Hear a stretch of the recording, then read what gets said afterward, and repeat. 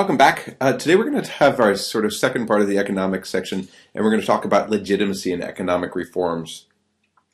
Remember that in each of the former communist states of Central Asia, ruling elites were struggling to maintain power in the early 1990s. They had to clamp down on much of the glasnost and elements of perestroika that existed in the late 1980s, early 1990s. So as they became independent, they were trying to establish their own sense of legitimacy.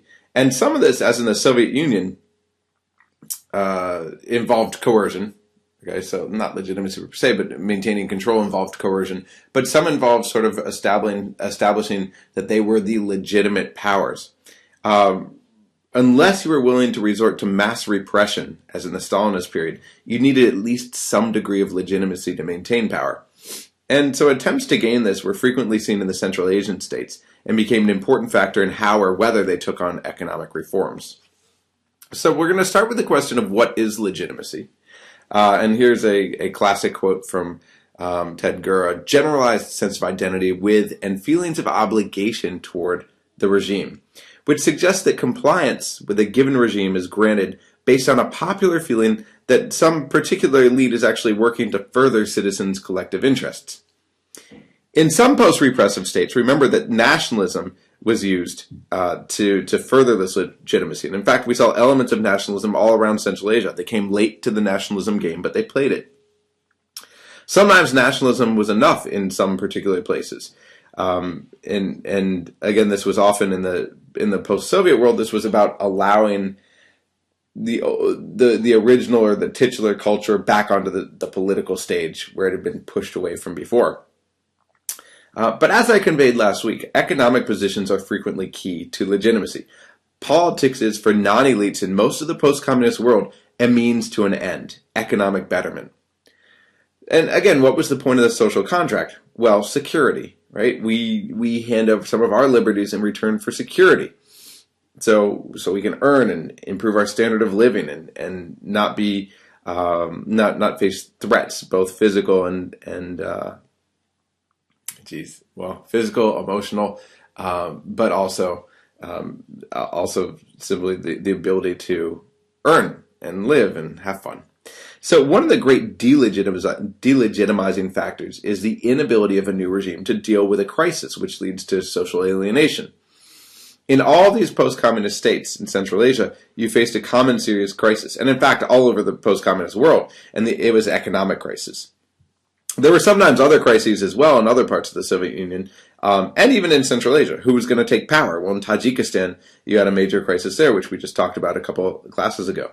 You had the threat of secessionism in Georgia, Armenia, Azerbaijan, Russia, potentially in Kazakhstan and Kyrgyzstan as well. That threat arose, although it never came out to a full-blown threat. So all of this is especially true.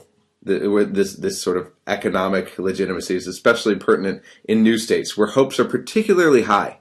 Perhaps the countries with the greatest hope were those that were undergoing large-scale economic transformation. And in fact, regimes here peddled hope with the expectation that this would then give them time to launch reforms. So in the cases of Kyrgyzstan and Kazakhstan, you had quite high mass expectations. And this is where the elites were going furthest in terms of economic reforms. Remember that these states didn't use Tajikistan and Afghanistan as reference points to nearly the same degree that the others did. In part, maybe because they didn't have the same borders, although Kyrgyzstan certainly had a shared geography. But where they were looking at these, it tended to be a sort of, let's not let ethnic rivals get out of control in our own land. Not that Tajikistan was necessarily going to overflow. So instead, these elites pursued economic reforms and made lots of political promises intended to earn short-term support for themselves and the reforms at large. Now, in Uzbekistan and Turkmenistan, expectations were set around security. Ruling elites used reference points, i.e. Tajikistan and Afghanistan, to say, so hey, now you know why you need a strong ruler. In these cases, mass expectations were quickly tempered. People didn't expect so much, and people expected gradual change, but what was important was political and social stability.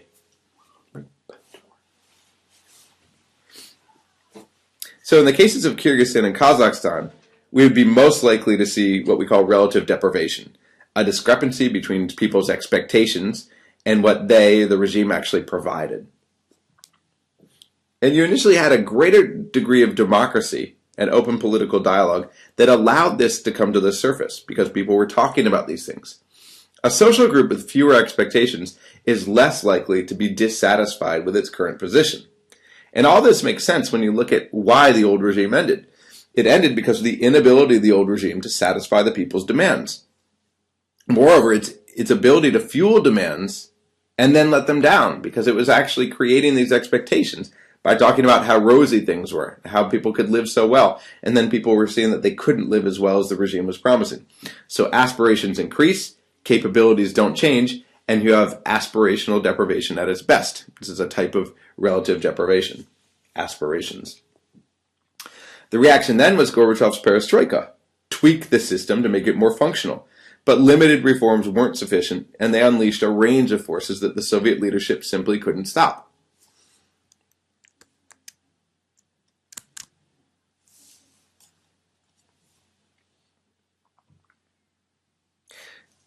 Demands were initially tempered in all the transition states.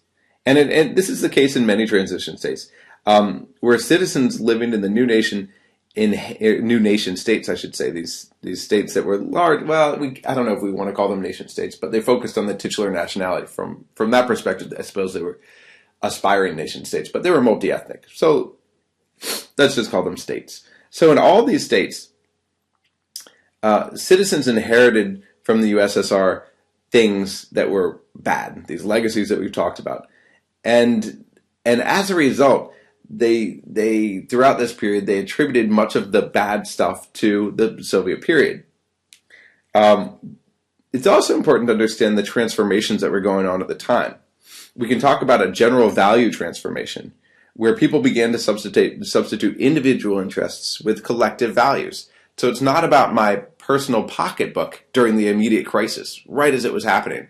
Instead, it's about what's good for us. We're all in this collective thing together. We've got independence now. We're trying to create a new country. So there was a sort of feeling of solidarity. And this happens actually all around the post-communist world. These feelings of solidarity and these focuses on collective values. Now, these values were highly malleable. In other words, they were like silly putty in the hands of ruling elites. And this also is frequently the case in a period of radical social, political, economic change. People are confused and they want to be led. Someone takes to the fore, they say, hey, you group of people all unified, we'll show you the light. So during this phase of transition, citizens, aka the masses, were guided more by values than by their individual interests, which were either put aside or they weren't expressed. For example, people look at the general economy rather than their personal pocketbook considerations. If their situation sucks, but they see that the economy is moving forward, then they have this hope that this will soon reach them. Let's call it trickle-down hope. So they have this sort of trickle-down hope. Across the post-communist world, the elite sent the same message to their masses, whether in Poland, where you had shock therapy and almost instant democratization, shock therapy being this immediate conversion to the market economy, which was very painful. All subsidies were stopped, etc. Or in Turkmenistan, where you barely had any move in either political or economic spheres. The message was the same, and it was one-sided. The elite said, trust us. We share your values, and we have the expertise to get the job done. And the masses, with little choice or little understanding of what else to do, tended to have complete confidence in their new leaders. Not everyone, of course, but a large majority of the population. They just had no clue. No one had a clue. And in fact, many of the elites didn't have a clue, but they said, trust us. But often, how best to carry out the economic transition was really unclear. This had never been done before. Some said there should be a gradual transition. Others said this shock therapy. And one of the goals behind shock therapy was to carry out the reforms so fast that citizens wouldn't have time to mobilize against them. By the time they were ready to mobilize against them, they would already be in place and they couldn't be toppled. So elites all over the post-communist world knew that their legitimacy, to some degree, rested on their ability to enhance the economic situation. Again, though, there were differences. In some states, citizens had greater expectations than in others. And in part, this was a function of geography. Those in the West hoped for a Western standard of living, and those in the South hoped not to get the Southern standards of living. i.e., Tajikistan, Pakistan, Afghanistan. And within Central Asia, you also had this differentiation, where you had liberalism in Kyrgyzstan and Kazakhstan. You had more conservatism in Turkmenistan and Uzbekistan. And both set the level of expectations.